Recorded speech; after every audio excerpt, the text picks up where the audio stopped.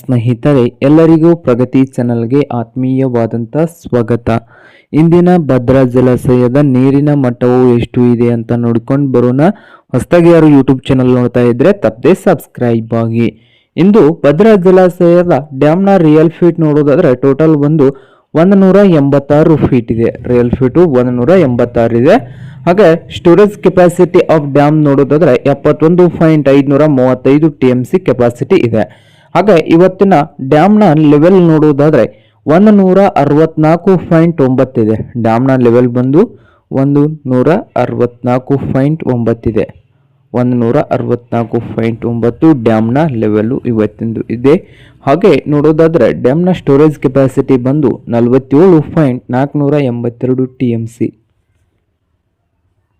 ಹಾಗೆ ಡ್ಯಾಮ್ನ ಒಳಹರಿವು ನೋಡೋದಾದ್ರೆ 14,451 ಕ್ಯೂಸೆಕ್ಸ್ ನೀರು ಬರ್ತಾ ಇದೆ. ಡ್ಯಾಮ್ಗೆ 14,451 ಕ್ಯೂಸೆಕ್ಸ್ ನೀರು ಬರ್ತಾ ಇದ್ದು, ಹೊರಹರಿವು ಬಂದು 192 ಕ್ಯೂಸೆಕ್ಸ್ ನೀರು ಹೊರಗಡೆ ಹೊಂಡ್ತಾ ಇದೆ.